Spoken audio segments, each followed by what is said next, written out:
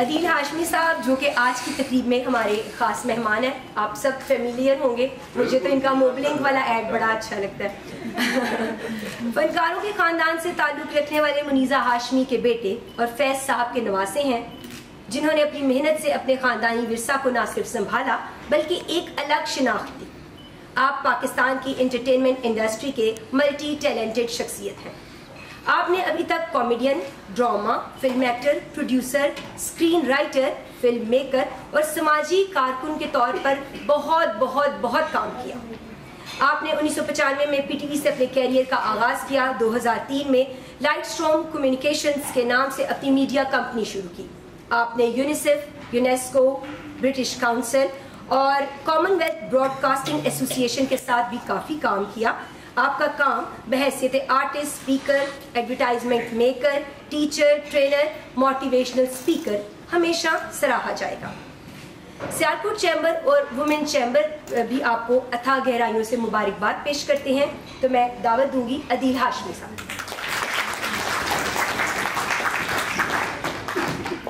بسم اللہ الرحمن الرحیم۔ جتنا خوبصورت اور پیارا تعارف میری بہن نے کرایا میرا، آپ کا تو پتہ نہیں، لیکن میں بہت بےتاب ہوں اپنی گفتگو سننے کے لیے۔ ہماری بہت محترم ڈاکٹر مریم نعمان اور بے انتہا قابل عزت آپ سب لوگوں نے وقت نکالا، آپ کا بے انتہا شکریہ۔ مجھے حکم ہوا تھا کہ فیض صاحب کی کوئی 2-3 چیزیں میں پیش کروں، اور میں دعا کر رہا تھا کہ کوئی اور وہ نہ پڑھ دے کیونکہ میری تیاری اتنی ہی ہے۔ شکر ہے کہ وہ نہیں پڑھی گئی، لیکن ایک آدھ چیز میرا جی چاہا کہ میں اتنے اچھے ساتھی آپ لوگوں نے وقت نکالا آج کے دن، تو 2 باتیں آپ سے کروں۔ میں جب یہ ڈاکیومنٹری دیکھ رہا تھا تو ہم بچپن سے، چھوٹا سا بچہ یہاں پہ ہے یا بچی ہے، اس عمر سے ہم یہ سنتے آئے تھے کہ سیالکوٹ میں کھیلوں کا سامان بہت اچھا بنتا ہے اور سیالکوٹ جو ہے ہمارے لیے قابل فخر ایک شہر ہے۔ میں نے آج پہلی بار ڈاکیومنٹری دیکھی تو اس کو دیکھ کے وہ فیض صاحب کا ایک جملہ ہے کہ انہوں نے خط میں لکھا کہ ہنسنے کو بھی جی چاہا اور رونے کو بھی۔ ہنسنے کو اس لیے چاہا کہ ہم دنیا کی بہترین کھیلوں کا سامان ہم بناتے ہیں، اور اب نہیں 50 سال سے بناتے آ رہے ہیں۔ اس کا مطلب یہ ہے کہ یہاں اس مٹی میں کوئی ایسا فن ہے، کوئی ایسی کلا ہے کہ ساری دنیا میں ہمارے سامان کا لوہا مانا جاتا ہے۔ اور دکھ مجھے اس بات سے ہوا کہ ہم ہاکیاں بناتے ہیں اور ایکسپورٹ کرتے ہیں، لیکن ہاکی کھیلتے نہیں ہیں۔ آپ اولمپکس کے لیے کوالیفائی تو نہیں کر سکے، لیکن ہاکیاں ہماری دنیا کی بہترین ہے۔ 150 ملک فٹ بال کھیلتے ہیں، ورلڈ کپ جو ہے ہمارے فٹ بال سے کھیلا جاتا ہے، پر ہم فٹ بال کھیلتے نہیں ہیں۔ 214 پر ہم فٹ بال کھیلتے نہیں ہیں، لیکن ہماری فٹ بال جو ہے وہ دنیا کی بہترین ہے۔ اور اگر یہ جو میں نے بات کی، اس کو اگر آپ علم و ادب کے اوپر اور شعور کے اوپر ڈالیں تو ہم یہاں کا جو شہر ہے، یہ اقبال اور فیض پیدا تو کرتے ہیں، پر ہم ان کی بات پڑھتے، سنتے، سمجھتے، بولتے نہیں ہیں۔ تو اس پہ ذرا میرا دل دکھتا ہے۔ اور ہمارا ایک رشتہ اور بھی ہے آپ کو اور ہمارا، اور وہ رشتہ یہ ہے کہ آپ کے شہر میں اقبال اور فیض صاحب پیدا ہوئے اور ہمارے شہر میں دفن ہیں۔ یہ بھی ایک رشتہ آپ کا ہمارا ہمیشہ رہے گا اور ہمیشہ سے ہے۔ ایک چیز جس کا میرا دل چاہا، ڈاکٹر مریم نے پہلے کہا کہ پیشگی معذرت، جتنی اچھی اردو بولتی ہیں اتنی اچھی ہم جاپانی نہیں بول سکتے، اس لیے یہ تو بہت مارکت لارا آپ نے گفتگو کی، آپ بالکل یہ مت سمجھیے۔ اور ایک اور بات گوش گزار، مجھ سے کسی نوجوان نے پوچھا، ایک بہت بڑا ادارہ ہے لاہور شہر میں، پرائیویٹ، آپ جانتے ہیں اس کو، وہاں میں پڑھاتا ہوں کبھی کبھی، کسی نے مجھ سے پوچھا کہ اردو زبان پڑھنے کا آخر کیا فائدہ، ہم نے تو کوڈنگ کرنی ہے یا ہم نے تو انٹرپرینیور بننا ہے یا ہم نے اسٹارٹ اپس بنانے ہیں، جو اردو زبان پڑھنے کا کیا فائدہ؟ تو میں نے اس کو وہی جواب دیا جو میری استانی نے مجھے دیا تھا کہ پہلے اردو کو چھوڑ دیجیے، پہلے تو دیکھیے کوئی زبان بولنے پڑھنے کا کیا فائدہ ہے۔ سب سے پہلا فائدہ تو یہ ہے کہ آپ کے ذہن میں، آپ کے شعور میں وہ اشرفیاں آتی ہیں جن کو لفظ کہتے ہیں۔ جب تک لفظوں کی، الفاظ کی اشرفیاں، ہیرے آپ کے پاس نہ ہوں، آپ گفتگو نہیں کر سکتے۔ ہاں، آنکھ کے سامنے کی چیز تو بتا دیں گے کہ یہ ٹیشو ہے اور یہ گلاس ہے اور مجھے ایک گلاس پانی پلا دو، یہاں تک تو گفتگو ہو جائے گی، لیکن جو آنکھ کے پیچھے کی چیز ہے، جو تصور ہے، جو احساس ہے، جو باریکی ہے، جو حساسیت ہے، وہ کیسے مجسم ہوگی دوسرے کے سامنے؟ وہ نہیں مجسم ہو پائے گی۔ اس کے لیے یہ جو اشرفیاں ہیں الفاظ کی، ہونا ضروری ہے۔ اور اردو زبان سے بہتر زبان دنیا میں بھلا کون سی ہو سکتی ہے؟ کوئی دنیا میں ایسی زبان ہے जो इस बात पे नाज करे कि उस जुबान में मीर, गालिब, इकबाल, फैज ऐसे लोग थे। अंग्रेजी ने एक शेक्सपियर पैदा किया और आज तक वो उसको सराहते हैं। हमारे यहाँ तो हर गली मोहल्ले में एक शेक्सपियर मौजूद है, अब से नहीं 300 बरस से। तो हमने उस जुबान को ही नापैद कर दिया, उस जुबान के बोलने वालों को कमतर समझना शुरू कर दिया। हम कहते हैं अरे ये तो उर्दू मीडियम है, हाँ ये अंग्रेजी मीडियम है। अरे ये क्या जुल्म किया हमने अलामा साहब और फैज साहब की जुबान के साथ। और एक और छोटी सी बात पे 2-3 चीजें फैज साहब की, वो ये है कि और एक फायदा ये है इन अशरफियों का, आप समझिए कि ये वो ईंटें हैं जिनसे फिक्र और ख्याल और तसव्वुर की इमारतें बनती हैं। अल्फाज वो चीज है, तो अगर अल्फाज कम होंगे हमारे पास तो वो जो फिक्र है वो भी छोटी रह जाएगी, जो ख्याल की इमारत है वो छोटी बनेगी, तंग बनेगी, तंग नजरी होगी। और इनकी एक और तिलस्मी चीज ये है कि अकेला अगर हो तो वो तो एक हर्फ होता है, लेकिन जब बहुत से हर्फ इकट्ठे मिल जाएं तो वो जुमला बनता है, और जब बहुत से जुमले इकट्ठे मिल जाएं तो वो तो इल्हामी किताब बन सकती है। तो हमने तो अल्फाज की जो कदर मंजिलत है, उधर जो तवज्जो होनी चाहिए वही नहीं की। डॉक्टर साहिबा ने जिस दिलखराश सानहे की तरफ हमारी तवज्जो दिलाई, ऐसे ही मौके होते हैं जब कुछ ईमान डगमगाता है, कुछ अफसुर्दगी होती है, लगता है कि बहुत सारा काम किया था उस पर पानी फिर गया, नाउमीदी सी भी होती है। लेकिन जब भी ऐसी होती है तो वो जो किताब मेरी बहन के पास है नुस्खा फैज साहब की, उसका कोई सफ़ा खोल लीजिए, कोई सफ़ा, उसमें आपको वो उम्मीद की रमक नजर आएगी जब फैज साहब कहते हैं कि अभी नजात और दीदा दिल की घड़ी नहीं आई, चले चलो कि वो मंजिल अभी नहीं आई। तो वहां भी उम्मीद की बात वो करते हैं।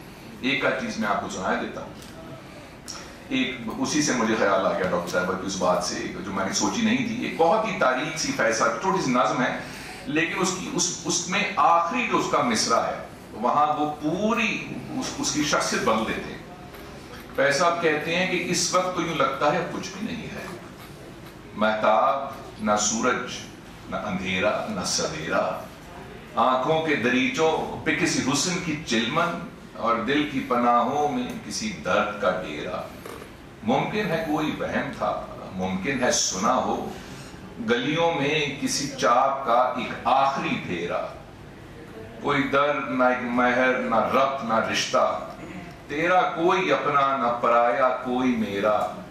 माना कि ये सुनसान घड़ी सख्त घड़ी है, माना कि ये सुनसान घड़ी सख्त घड़ी है, लेकिन मेरे दिल ये तो फकत एक घड़ी है।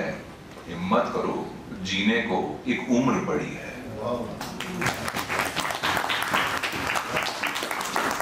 और हमारे मुल्क में बहुत सी जगहों पे हद तक ये हाल है जो फैज साहब ने 50 बरस पहले लिखा था, मुझे लगता है कि शायद कल ही लिखा है। और वो ये है कि एक छोटा सा कहता, फिर मैं एक और चीज सुनाऊंगा, और वो ये है कि मैं खानों की रौनक है कभी खान कहों की, अपना ली हवस वालों ने जो रस्म चली है।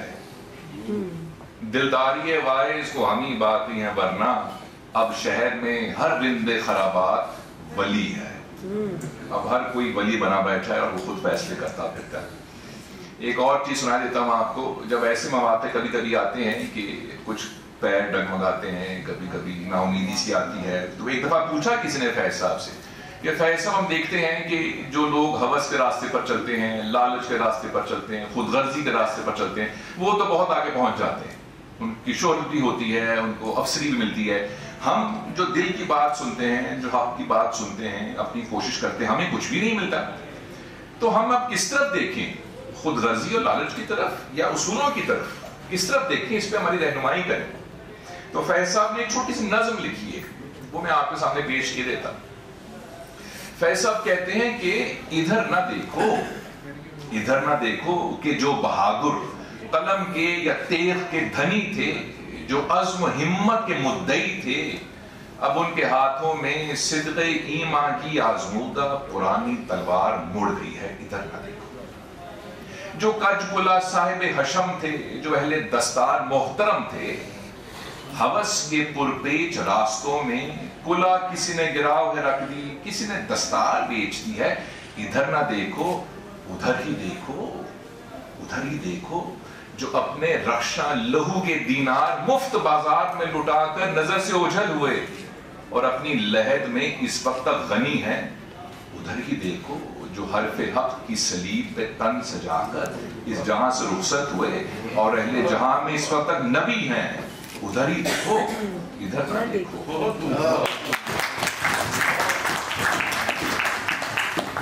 اب جب ایسی رہنمائی کریں گے ہمارے بزرگ اور ہم یاد رکھیں گے تو کیسے دل میں روشنی کی قندیل روشن نہ ہو، کیسے ہم اگلا قدم آگے نہ بڑھائیں۔ ایک اور چھوٹی سی چیز پھر آپ سے اجازت، اس سے پہلے کہ چیمبر آف کامرس میں شاعری ذرا زیادہ ہو جائے، یہ نہ ہو کہ سرمایہ کاری سے زیادہ شاعری ہو جائے، ڈس بیلنس ہو جائے اکانومی، یہ نہیں ہونا چاہیے۔ ایک اور بہت دلچسپ چیز، میں کبھی کبھی کوئی ساتھی مجھے کہتے ہیں، ڈاکٹر صاحب نے ذکر بھی کیا کہ سیکولر یہ وہ، میں نے کہا اچھا نہیں، وہ فیصلہ کی نظم ہے وہ آپ پڑھ لیجئے اس کے بعد آئیں، پھر مڑ کے آتے نہیں ہیں وہ نظم پڑھنے کے بعد، تو وہ نظم کا ٹکڑا میں آپ کو سنا دیتا ہوں، بہت چھوٹی سی 4-5 مصرے ہیں۔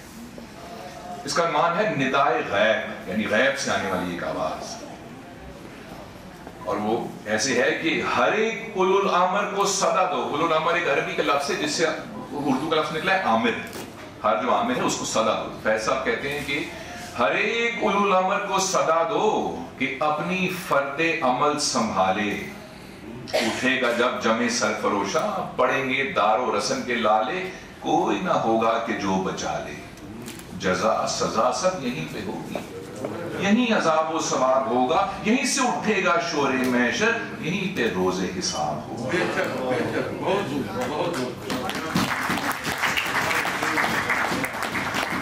ایک ایسی چیز، ہلکی چیز جو ہلکی سے مراد یہ ہے کہ اس قسم کی چیزیں آپ کو کسی کتاب میں نہیں ملیں گی۔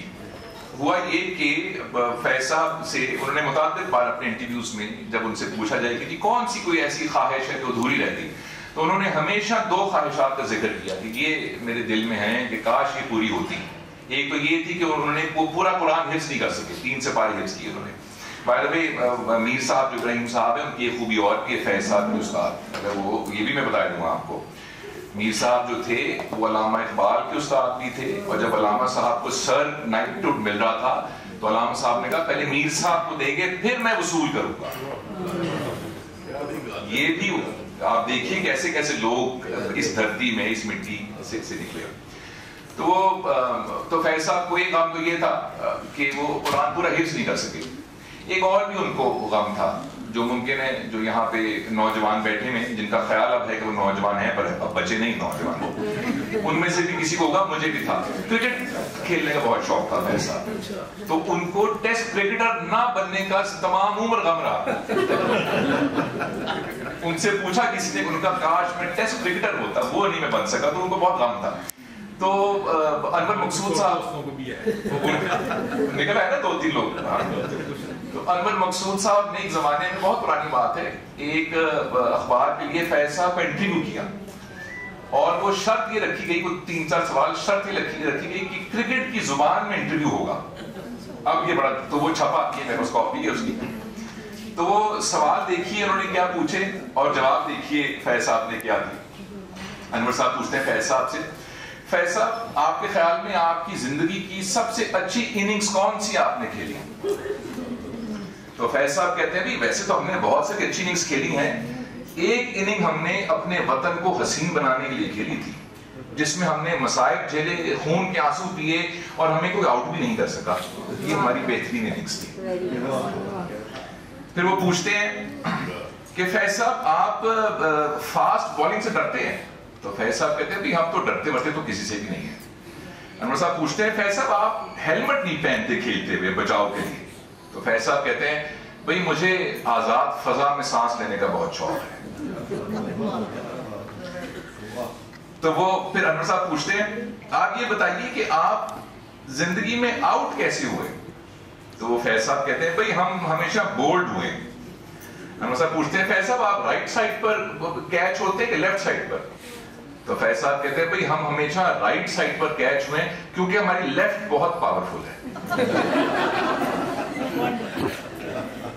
انور صاحب پوچھتے ہیں فیض صاحب آپ نے کچھ عرصے سے کرکٹ کم کر دی ہے، وہ کیوں؟ فیض صاحب کہتے ہیں بھئی کم نہیں کی، کوئی اور کھیلنے والا نظر ہی نہیں آ رہا، اکیلے کب تک کھیلیں گے؟ پھر وہ پوچھتے ہیں فیض صاحب آپ کے خلاف ہمیشہ آپ کی سلیکشن کمیٹی رہی ہے اور آپ ٹیم سے باہر رہے، اس کی کیا وجہ ہے؟ فیض صاحب کہتے ہیں بھئی ان کی ناراضگی جائز ہے، جب ٹیسٹ پلیئر سلیکشن کمیٹی کے خلاف اتنا کچھ لکھے تو وہ ناراض تو ہو جائیں گے نا۔ پھر وہ پوچھتے ہیں فیض صاحب آپ فیلڈر کیسے ہیں؟ فیض صاحب کہتے ہیں بھئی ہم بہت برے فیلڈر ہیں، ہم نے بہت سے چوکے چھوڑے۔ ہم صاحب پوچھتے ہیں کیوں؟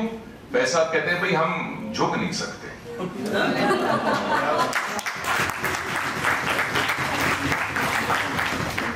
اور آخر میں پوچھتے ہیں فیض صاحب آپ نے کبھی حساب لگایا کہ آپ نے زندگی میں کتنے میچ جیتے کتنے ہارے؟ فیض صاحب کہتے ہیں بھئی جو میچ ہم کھیلتے ہیں وہ ہار جیت کے نہیں ہوتے، اگر جیت گئے تو کیا کہنا، ہارے کی تو بازی مات نہیں۔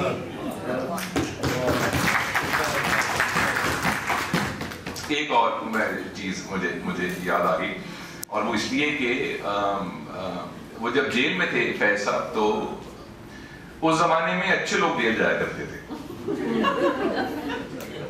اور جیل جانا قابل عزت بات ہوا کرتی تھی، کیونکہ سماعت تھی کہ آپ ثابت قدم ہیں اور آپ اصول پرست ہیں، تو کوئی بھی جیل چلا جاتا ہے۔ بلکہ مجھے یاد ہے میرے بچپن میں جب کبھی کوئی ہمارا دوست یا فیملی میں جو بزرگ تھے وہ جیل نہ گئے ہوں تو ہم بڑا ان کو ایسے حقارت سے دیکھا کرتے تھے، تم جیل ہی نہیں گئے۔ تو جب جیل میں تھے فیض صاحب 4 سال میں نے جیل میں گزارے،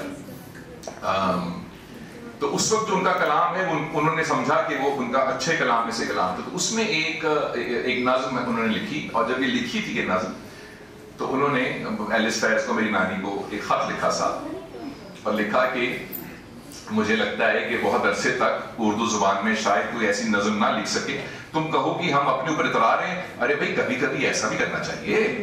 تو وہ جو نظم ہے اس کا پس منظر یہ ہے کہ جو فیض صاحب کا جو جیل سیل تھا اس کے سامنے صحن تھا، اور صحن کے اس پار ملاقاتیوں کا کمرہ ہوا کرتا تھا، تو شام کو جب ملاقاتی آتے تھے تو وہاں ملاقات ہوتی تھی۔ تو جیلر یہ کرتے تھے اس زمانے میں امید توڑنے کے لیے کہ وہ اس کی بتی گل کر دیا کرتے تھے کہ ملنے کوئی نہیں آئے گا، تاکہ جو قیدی ہیں ان کی امید ٹوٹ جائے، یہ کیا کرتے تھے۔ لیکن ان کو کیا معلوم تھا کہ وہ فیض صاحب بیٹھے ہیں، تو فیض صاحب نے یہ نظم لکھی، اور اس کے بھی جو آخری 3 مصرے ہیں وہ شاید اردو زبان میں ان کی مثال نہیں ملتی۔ اس نظم کا عنوان ہے زندہ کی ایک شام۔ فیض صاحب کہتے ہیں کہ شام کے پیچ و خم ستاروں سے زینہ زینہ اتر رہی ہے رات، یوں صبا پاس سے گزرتی ہے جیسے کہہ دی کسی نے پیار کی بات، صحن زندہ کے بے وطن اشجار سرنگوں محب ہے بنانے میں دامن آسماں پہ نقش و نگار، شانہ بام میں دمکتا ہے مہربان چاندنی کا دست جمیل، خاک میں گھل گئی ہے آب نجوم، نور میں گھل گیا ہے عرش کا نیل، سبز گوشوں میں نیل موسائے لہلاتے ہیں جس طرح دل میں موج درد فراق یار آئے، اور دل سے بہم خیال کہتا ہے اتنی شیریں ہے زندگی اس پر، ظلم کا زہر گھولنے والے کام نہ ہو سکیں گے آج نہ کل، جلوہ گاہ وصال کی شمع وہ بجھا بھی چکے اگر تو کیا، چاند کو گل کریں گے تو ہم جانے۔